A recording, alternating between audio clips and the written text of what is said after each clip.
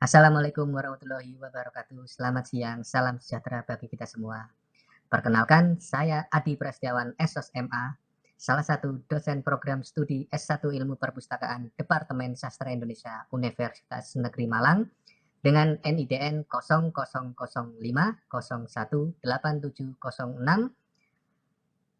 Pada kesempatan kali ini, izinkan saya memberikan pernyataan diri dosen dalam unjuk kerja Tridharma Perguruan Tinggi PDD UKT PT bidang pengajaran.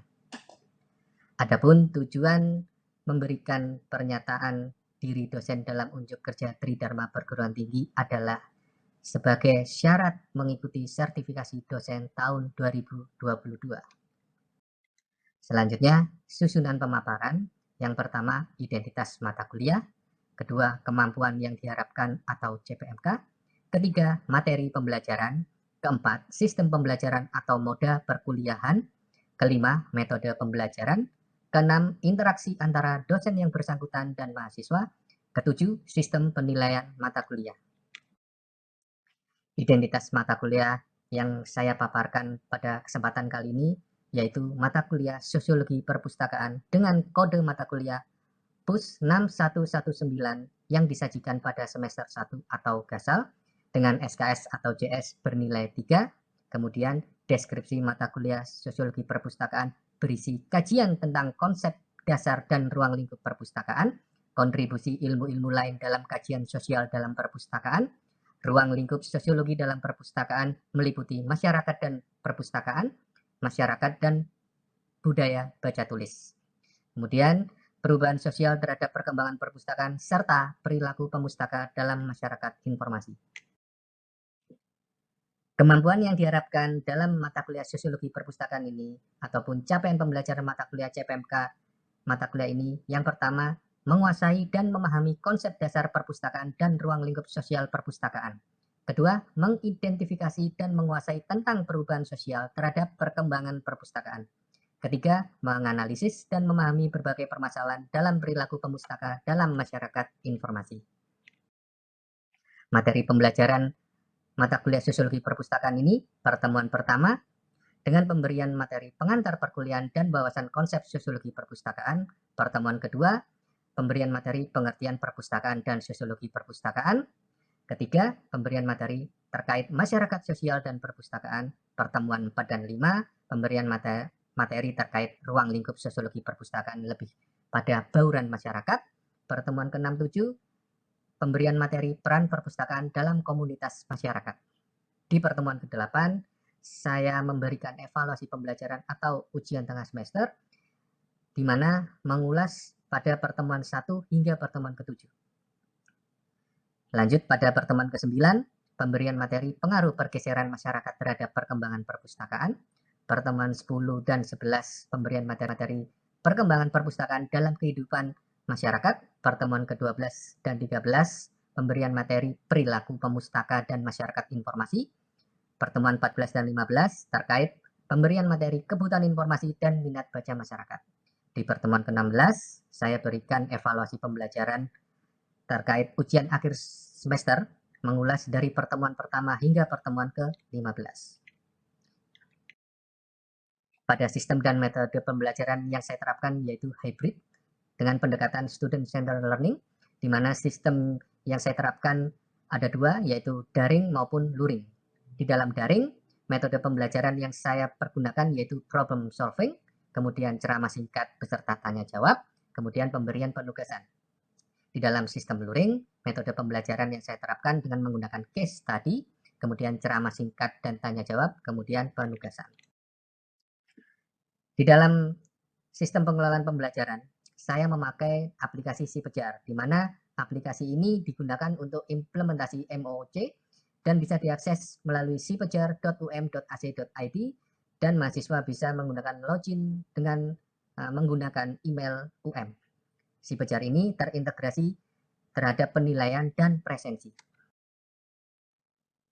Interaksi antara dosen yang bersangkutan dan mahasiswa, di mana pertemuan sinkronus melalui Zoom atau Google Meet, kemudian pertemuan tatap muka untuk kegiatan pembelajaran di kelas atau PTM, kemudian interaksi antara dosen yang bersangkutan dan mahasiswa di dalam pemberian penugasan melalui SiPejar.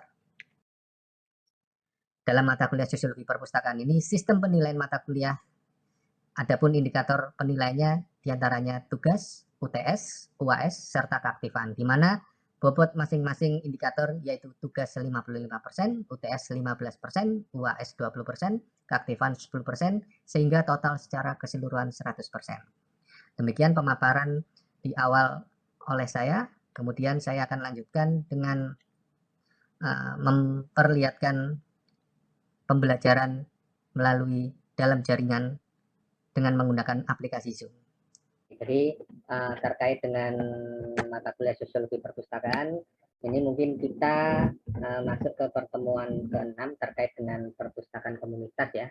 Jadi sebelumnya saya share screen dulu terkait dengan RPS-nya. Ya, jadi sebentar, saya share dulu. Oke, sudah terlihat teman-teman? Sudah, Pak. Sudah terlihat ya. Jadi ini RPS dari sosiologi perpustakaan ya dengan kode mata kuliah PUS 6119 ya. Jadi sosiologi perpustakaan ini disajikan pada semester gasal ya. Bisa jadi di semester 1 awal ya dengan SKS atau CS nilainya 3 ya. Kebetulan yang mengampu saya sendiri ya, Adi Prasetyawan. Kemudian terkait dengan deskripsi mata kuliah sosiologi perpustakaan ini berisi kajian tentang konsep dasar dan ruang lingkup perpustakaan ya, terkait dengan kontribusi ilmu-ilmu lain dalam kajian sosial dalam perpustakaan. Kemudian ruang lingkup sosiologi dalam perpustakaan meliputi masyarakat dan perpustakaan, kemudian masyarakat dan budaya baca tulis. Kemudian juga terkait dengan perubahan sosial terhadap perkembangan perpustakaan, perilaku pemustaka dalam masyarakat informasi. Nah, di dalam mata kuliah sosiologi perpustakaan ini, capaian apa yang diinginkan dari capaian CPMK-nya, capaian mata kuliahnya, itu ada 3 CPMK. Yang pertama, diharapkan mahasiswa setelah mengikuti mata kuliah sosiologi perpustakaan itu bisa menguasai dan memahami konsep dasar perpustakaan dan ruang lingkup sosial perpustakaannya. Dan ini ada sub CPMK-nya.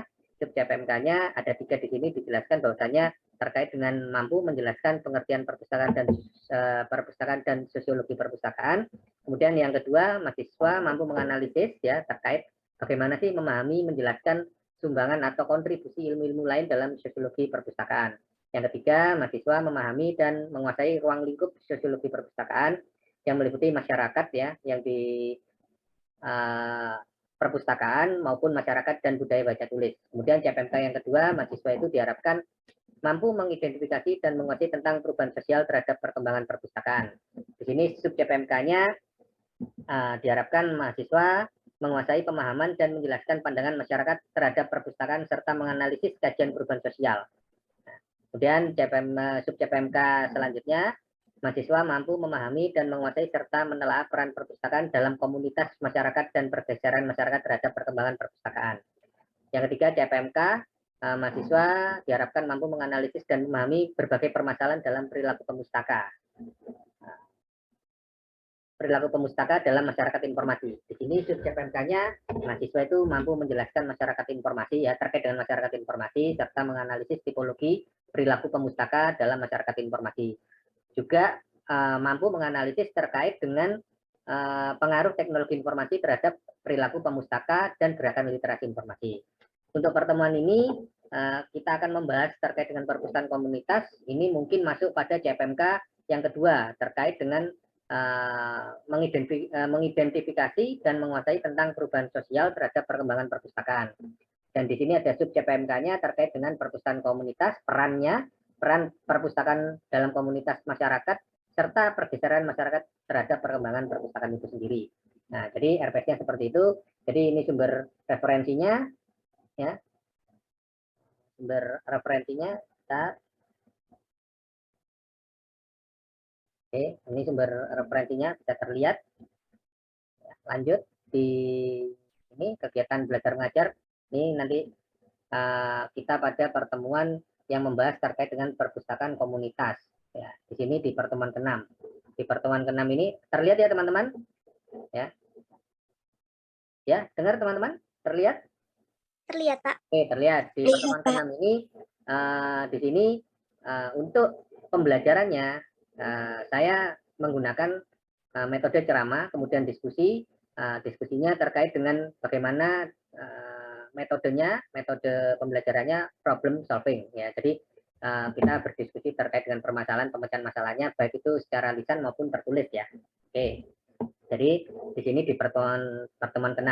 Oke, lanjut saja pada materinya ya. Pada materinya, sebentar. Oke, sudah terlihat teman-teman ya? Terlihat, Pak. Oke, jadi ini PowerPoint-nya.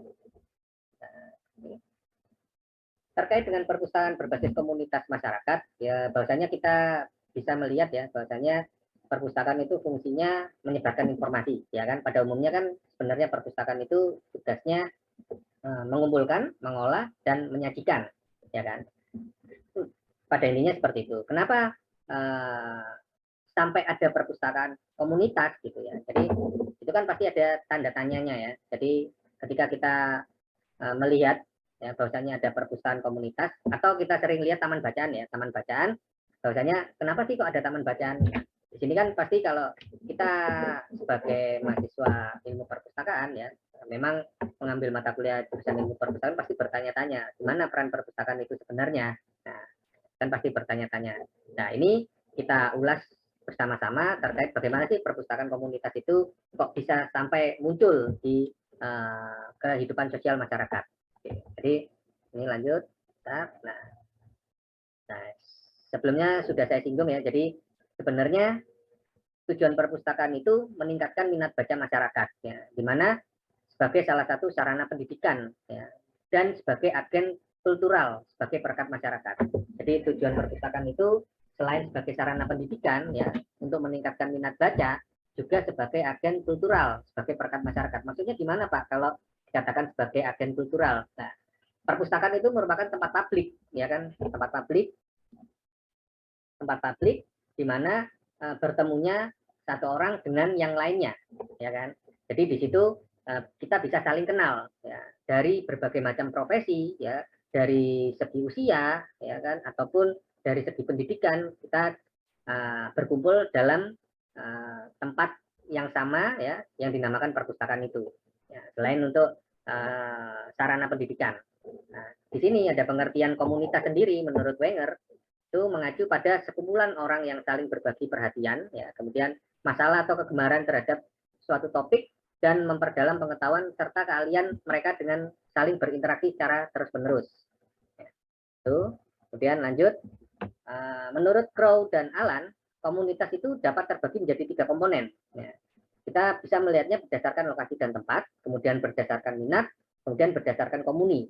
Ya, di sini Crow dan Alan itu mendeskripsikan komunitas itu terbagi menjadi 3 komponen. Nah, di sini kalau kita lihat berdasarkan lokasi dan tempat, itu dilihat dari di mana sekumpulan mempunyai kesamaan yang sama secara geografis. Ya, misalnya lokasi dan tempat yang sama secara geografis, mungkin ya saya contohkan misalnya di dataran tinggi maupun di dataran rendah. Jadi mempunyai secara kesamaan, ya, secara geografisnya sama. Ya, kita bisa melihat bahwasanya komunitas-komunitas tertentu kalau kita melihat bahwasanya di dataran tinggi kebutuhan informasinya seperti apa, jadi koleksi-koleksinya juga berbeda di letak secara geografis di dataran rendah, ya kan. Itu kalau kita bisa melihat berdasarkan lokasi dan tempat.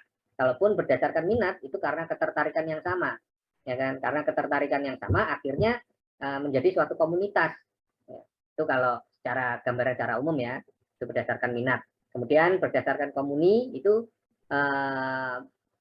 berarti dapat berarti ide dasar yang dapat mendukung komunitas itu sendiri.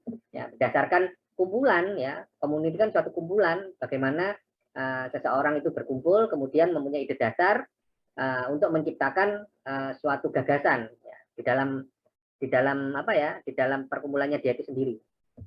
Nah, oke, mungkin itu penyampaian pada materi pertemuan ke-6 terkait dengan perpustakaan komunitas, perpustakaan berbasis komunitas. Mungkin kita bisa sharing ya terkait dengan teman-teman punya pengalaman apa yang kalian pernah lihat misalnya di lingkungan kalian terkait dengan perpustakaan komunitas. Mungkin teman-teman ada yang bisa sharing. Saya stop share dulu. Oke. Teman-teman ada yang mau bercerita terkait dengan perpustakaan komunitas? Silakan. apa pernah melihat bahwasanya perpustakaan komunitas itu macamnya bagaimana taman bacaan? Atau pernah melihat taman bacaan? Pernah, Pak. Di mana Delila kalau pernah tahu kalau taman bacaan masyarakat itu? Dulu itu ada di sekitar apa ya, Pak ya? Pokoknya itu di perumahan gitu, Pak. Di perumahan? Taman, ya itu dibangun sama warga sekitar gitu, Pak. Taman bacanya.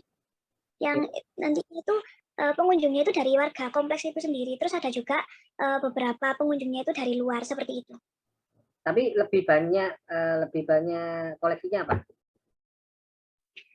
Koleksinya itu kayak buku cerita sih, Pak, sama beberapa itu ya buat anak-anak kayak gitu, Pak. Nggak terlalu banyak yang buku bacaan berat seperti enggak. Tapi ada maksudnya ada pengelolanya ada ya? Ada ya? Pengelolanya ada, Pak. Oh, ada. Jadi mungkin ada macam kayak pengelola pengurusnya supaya memberikan informasi yang tepat, mungkin seperti itu. Itu posisinya di tengah kota atau memang di pinggiran kota ya, Delila? Bisa dikatakan masih tengah kota sih, Pak. Tapi ya nggak tengah-tengah banget gitu, Pak. Oke, oke. Teman-teman pernah tahu ini, mungkin taman bacaan yang dikelola oleh Perpustakaan Kota Malang. Itu kayaknya di depan stasiun ya, sampingnya Patung Singa. Pernah tahu? Pernah Pernah, tahu Pak. ya? Pernah. Nah, pernah tahu. Akhirnya tidak berumur panjang kan? Iya, Ya, benar. Pak. Tidak berumur Iya. panjang dan tidak terurus kayaknya ya. Benar ya? Kayak bangunan kaca ya. Kayak apa Iya, ya? Pak. Kayak etalase-etalase gitu ya, benar ya? Laili ya? Iya, Pak. Iya, Pak, benar. Dan juga terkait dengan perpustakaan komunitas yang ada hubungan ikatan tadi itu dengan organisasi lain atau pemerintah, itu mungkin salah satunya. Saya kasih contoh, ada perpustakaan komunitas di bawah perpustakaan itu. Mungkin lebih pada apa ya, perpustakaan komunitas itu juga bisa juga ini, pernah tahu ini perpustakaan kontainer yang di Kota Batu yang berbentuk kontainer itu, pernah tahu yang dekatnya Jatim Park? Akhirnya kan tidak berumur panjang juga yang di jalan besar yang mau ke arah Museum Angkut, kalau saya tidak salah, kiri jalan. Benar, kayak. Oke, jadi terkait dengan perpustakaan komunitas ya teman-teman, mungkin kita bisa melihat ya, misalnya pada ini sudah belum terlihat ya, belum saya share screen ya, maaf. Share screen, oke, share screen, oke, share screen. Sudah terlihat teman-teman? Sudah, Pak. Ya. Sudah, Pak. Kalau teman-teman melihat ini, misalnya ada berbagai macam terkait foto perpustakaan komunitas, di sini di benak pikiran kalian apa ya? Misalnya ini ada komunitas perpustakaan trotoar, kemudian terkait dengan perpustakaan komunitas Ikro ya, berdasarkan koleksi tertentu, mungkin lebih kepada keagamaan. Kemudian ini tadi melalui perpustakaan komunitas bisa menjadi sumber pendidikan di luar pendidikan yang formal, juga bisa meningkatkan minat baca. Ya, teman-teman, kalau teman-teman melihat bahwasanya di sini ada beberapa contoh, misalnya di sini kegiatannya ini berbagai kumpulan ya kan, namanya komunitas itu kan ya tidak sebanyak yang diharapkan ya, biasanya berjumlah kepala 10, 15 dan sebagainya. Jadi untuk sarana dan prasarananya mungkin ada yang mendukung ya, seperti ini, ada memakai etalase, ada rak bukunya, mungkin ini cuma ditaruh di bawah ya kan, di pinggiran trotoar dengan konsep. Jadi perpustakaan komunitas itu ada konsepnya juga. Jadi dia mau bikin apa gitu. Ada yang terkait dengan komunitas buku-buku sejarah dan sebagainya, itu mungkin bisa. Salah satunya di sini kalau kita melihat bahwasanya perpustakaan komunitas itu banyak sekali. Ya pada intinya untuk meningkatkan minat baca ya, di lingkungan masyarakat. Ya, mungkin bisa sharing lagi teman-teman terkait apa ya, terkait perpustakaan komunitas. Selain tadi Nabila ya, Nabila benar ya. Kalau kita melihat di sini rumah baca komunitas RBK. Ini kayaknya menarik ini. Kalau kita lihat, kalau saya klik di sini, perpustakaan komunitas sampai diikut oleh Kumparan ya. Ini kita, nah, di sini rumah baca komunitas atau disingkat RBK. Ya, jadi kayaknya nggak mau disebut taman bacaan ya. Terlihat teman-teman? Terlihat, Pak. Ya, di sini rumah baca komunitas perpustakaan jalanan gratis ala warga Jogja. Mungkin di benak kalian, kalau koleksinya hilang gimana Pak? Ya mereka malah tenang gitu loh. Jadi kalau saya melihatnya semakin koleksinya itu dipakai sampai hilang berarti ada kepuasan tersendiri. Kayaknya seperti itu ya. Jadi berbeda kalau kita melihat di perpustakaan perguruan tinggi, perpustakaan kota, itu kan kalau koleksinya hilang pasti ada dendanya, ada punishmentnya. Mungkin harus mengganti ya dengan koleksi yang sama atau terkait dengan subjek yang sama. Ini. Jadi di sini kayaknya terkait ini ya ceritanya ya, cerita bahwasanya ini ada kalimat menjelang pindah rumah Haris kebingungan. Haris berusia 35 tahun kebingungan. Bukan soal bagaimana kepindahan rumah barunya. Ya.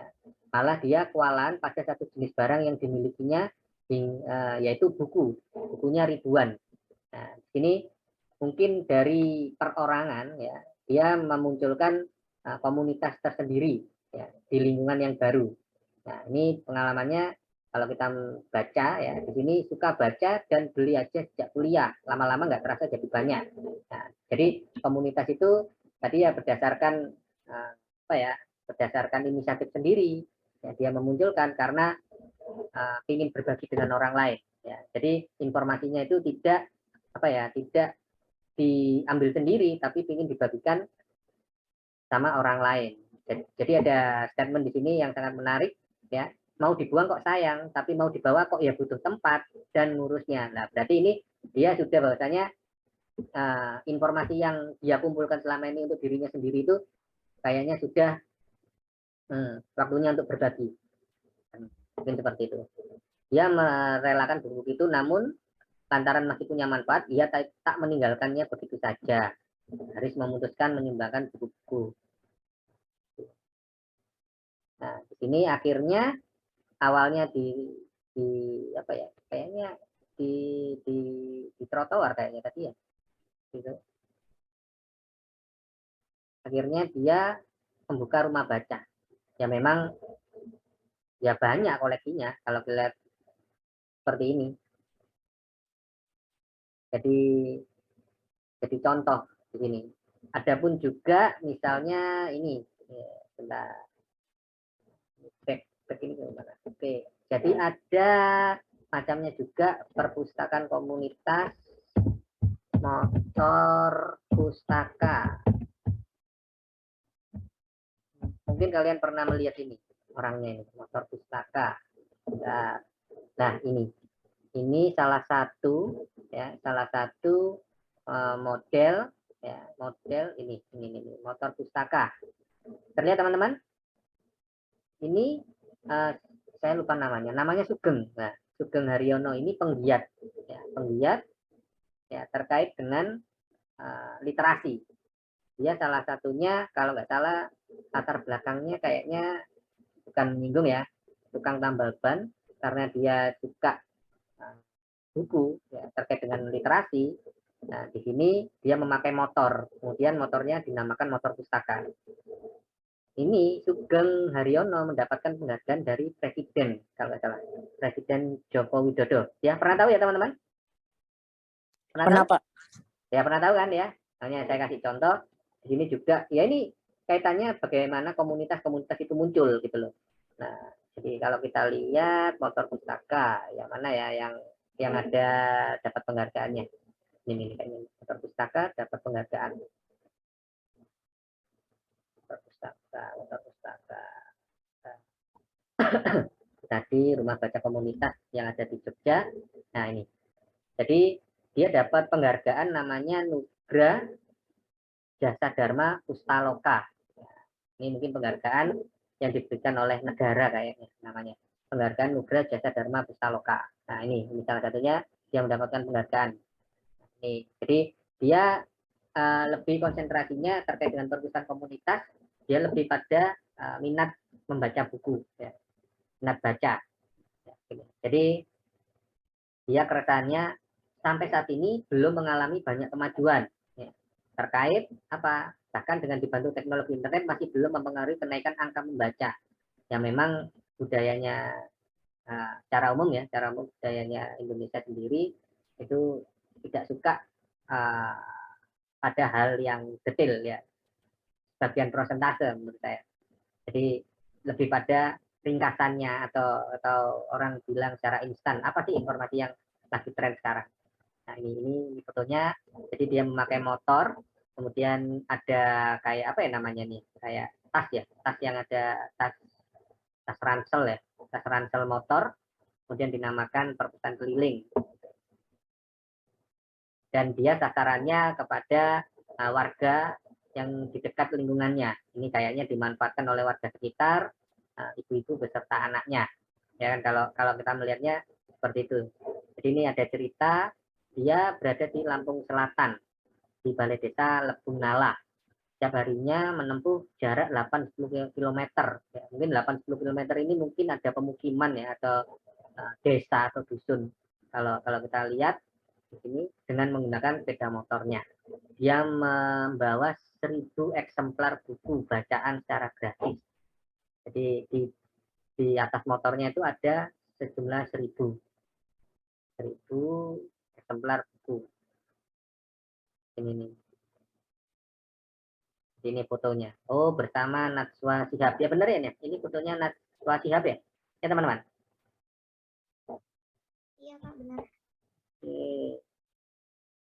Kalau ini contoh, misalnya ada apa ya? Contoh kalau perpustakaan komunitas yang lain seperti atau kita kasih kata kunci taman bacaan di kota Malang. Oke, kita lihat. Nah, ini loh yang tadi sempat saya cerita. Kalian pernah tahu lihat ini? Taman Bacaan Al Amin? Pernah? Taili, Delila, pernah? Enda? Saya belum pernah Pak. Di Kota Batu. Kota Batu ini. Ini kalau nggak salah dekat Jatimpak ini. Kayaknya sudah terbengkalai. Terus taman ini Trunojoyo ini kayaknya ini ya di dekat stasiun. Ya bener ya. Ini yang di dekat stasiun. Trunojoyo namanya. Terus Taman Bacaan Trunojoyo ini yang apa ya namanya, kerjasama dengan Perpustakaan Kota Malang. Terima kasih teman-teman telah mengikuti perkuliahan Sosiologi Perpustakaan di pertemuan ke-6, membahas terkait dengan perpustakaan komunitas. Mungkin kedepannya kita akan membahas lebih banyak lagi terkait dengan ragam perpustakaan komunitas yang lainnya. Mungkin itu dari saya akhiri. Wassalamualaikum warahmatullahi wabarakatuh.